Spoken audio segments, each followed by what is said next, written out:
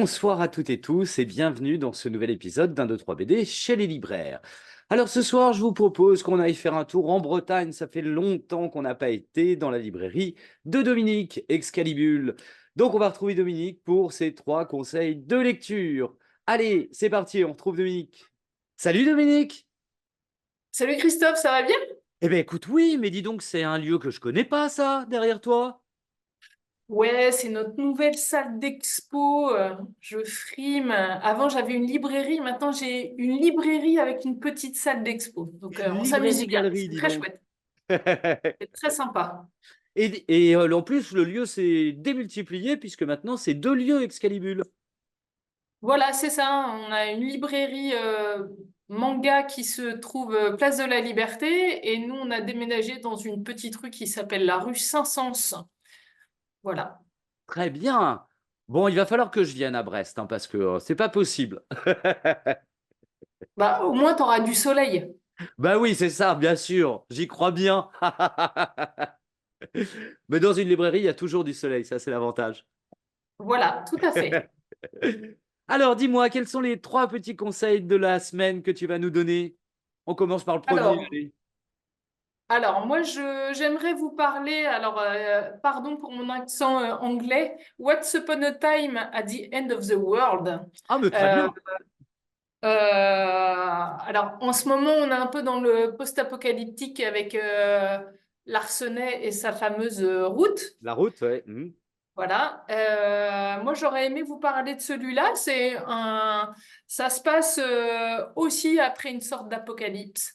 L'être humain a quasiment entièrement disparu de la surface de la Terre. Par contre, nos détritus sont encore là. Mhm. Et on va faire la connaissance d'une jeune fille qui s'appelle Medzi. Alors, Medzi, c'est une coriace, hein.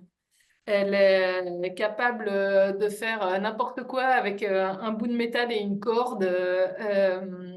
C'est une tueuse chevronnée. Elle est capable de manger n'importe quoi. Elle a un estomac en béton, parce que bah, bien évidemment, c'est compliqué de se nourrir dans un monde post-apocalyptique. Mhm. Un petit peu par hasard, elle va débarquer dans une ville et rencontrer un jeune garçon qui s'appelle Maceo. Et Maceo, il est tout seul depuis très longtemps. Il s'est planqué dans un immeuble qu'il a aménagé rien que pour lui. C'est une espèce de d'havre de jeu, de sucre et de plaisir chez lui.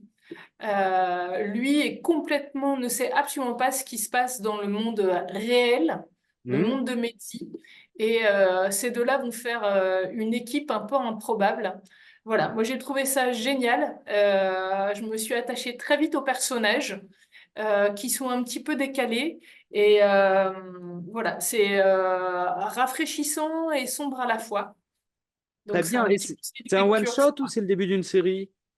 Alors, c'est le début d'une série, mais l'album pourrait se lire comme un one-shot. C'est la D'accord. rencontre des deux personnages. Il va leur arriver d'autres aventures. Mais voilà, ça fait déjà un premier cycle. Très bien. Et c'était dicté chez Urban Comics. Urban Comics, bien sûr. Voilà. Très bien. Bon, le deuxième. Alors, le deuxième, on va revenir dans le monde réel. Ça pourrait être, on pourrait dire tristement réel. Oui. Mais en fait, ça ne l'est pas. C'est l'adaptation en BD du roman de Gaël Faye, Petit Pays. C'est pays. Euh, Moi, je lis malheureusement très peu de romans parce que je lis beaucoup, beaucoup, beaucoup de BD, de comics et de mangas.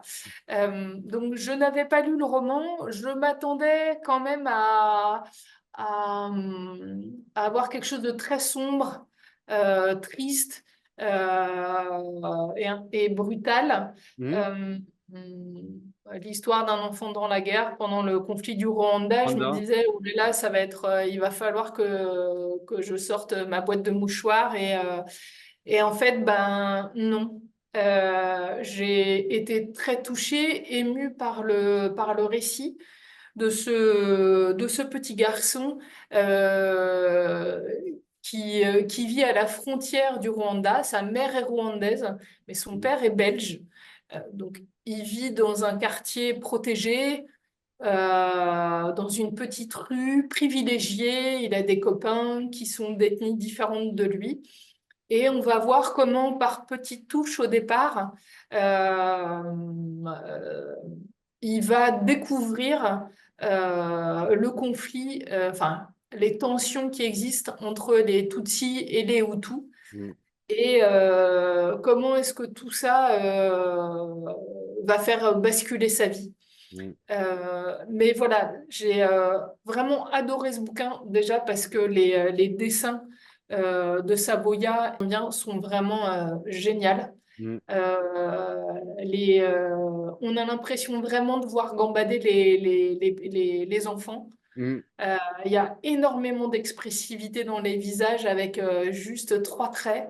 Donc mm. voilà, c'est très beau et c'est vraiment pas. Enfin voilà, moi je suis sortie de ma lecture en me disant c'est un super bouquin. J'ai Mm, pas été mm. plombée du tout. En ce moment, je pense on a envie de quand même de se vider un peu la tête et ben on peut se vider la tête avec cette adaptation. Avec des sujets extrêmement graves et terribles. Et effectivement, c'est une superbe adaptation du roman de Gaël Faye, qui avait déjà été d'ailleurs adapté au cinéma, hein. Et puis voilà, la bande dessinée, c'était le médium qui manquait finalement pour raconter cette histoire. Alors, le dernier. Bon, alors un petit peu de BD jeunesse, hein, histoire de terminer en beauté, un tout petit bouquin qui est sorti, qui vient de sortir chez Glénat, qui s'appelle Mardival, d'un auteur qui s'appelle Jan Kozik. Hmm. Je pense qu'il est breton, mais je ne le connais pas, donc n'allez pas croire que parce que je Il y a suis du bretonne, copinage. non, pas du tout, c'est vrai. En fait, le livre est très joli. Il y a une finition de couverture qui est assez particulière. Voilà, c'est un one-shot. Ça se passe au Moyen Âge. L'héroïne s'appelle Moira. C'est une petite fille dont la maman est servante dans un château. Toute la région a été sauvée il y a plusieurs années par un héros qui s'appelle, j'ai un trou de mémoire, je vous retrouve ça, Albinus. Et donc, tous les ans, on sort les reliques d'Albinus pour quelque part que sa protection reste sur le château.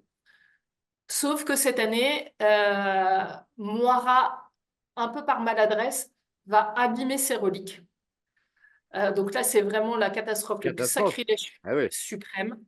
Moira va être chassée du château. Bon, une petite fille au Moyen Âge